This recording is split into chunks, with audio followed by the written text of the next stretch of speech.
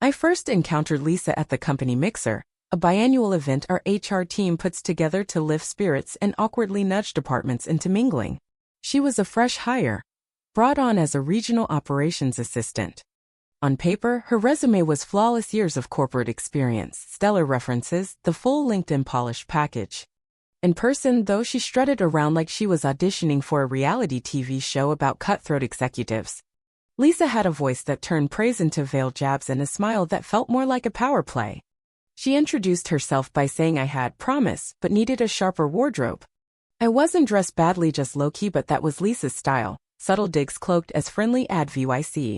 I nodded, flashed a grin, and kept it brief, sipping my drink while mentally tagging her as proceed with caution. The twist?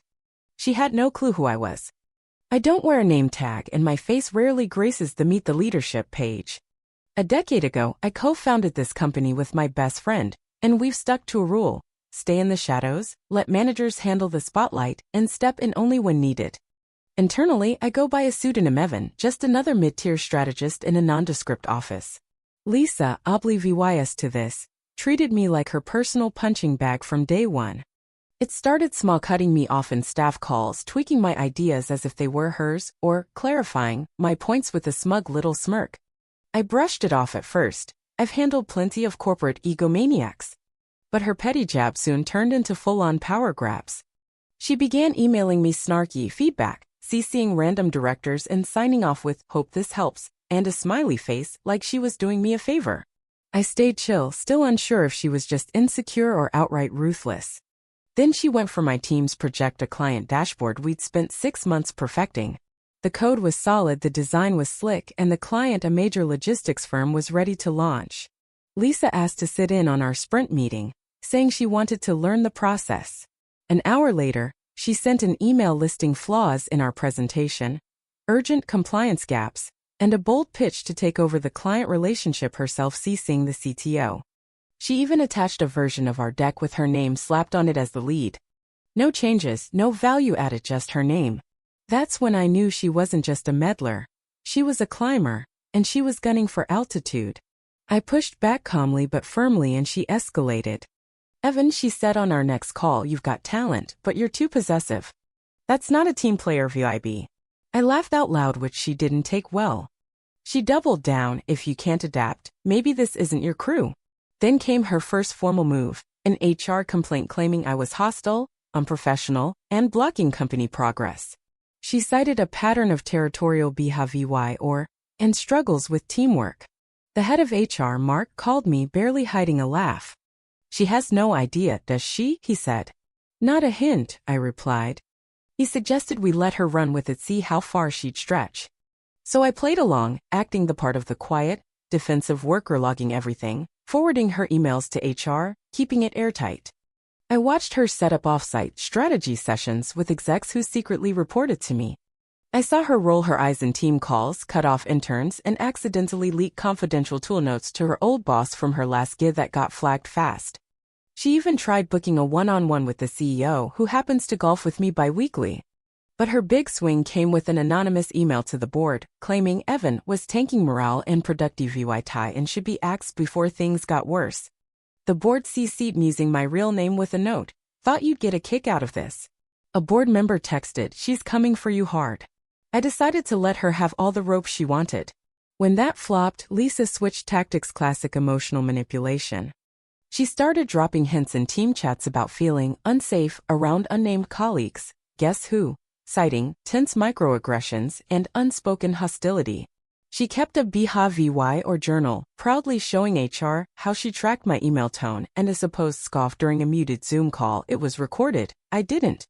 HR, now amused, told me to keep cool and save receipts. My inbox became a Lisa archive. She was spinning a tale of herself as a noble reformer battling toxic male gatekeepers. It'd have been funny if it weren't so calculated. Then she went nuclear. One Tuesday, she rolled an early rare for her, and by 9:30 a.m., sent a company-wide email titled Professional Boundaries and Culture Concerns. Attached? A Lisa PowerPoint loaded with clip art, stock photos of worried office workers, and out-of-context Slack screenshots. The star slide, addressing the Evan problem. A case study in unchecked ego. bolded in Comic Sans. My phone blew up texts from "What is this madness?" to "She's lost it." My co-founder messaged, "She just tried to cancel you with a slideshow." I replied, "Death by PowerPoint grim." HR stopped laughing when they saw she'd included confidential docs and forwarded them to her personal Gmail, just in case. Security flagged the breach instantly. You'd think she'd back off. Nope. Lisa went all in, forming an internal task force for equity and change, 3 people, a board intern chasing clout, a grumpy analyst mad about breakroom beanbags, and an IT guy who just liked her snacks. She booked meetings with anyone who'd listen, tossing around toxic leadership culture. She kept interrupting in calls, stealing projects, and once told our lone disabled employee to maybe try the standing desk for more energy that got noted.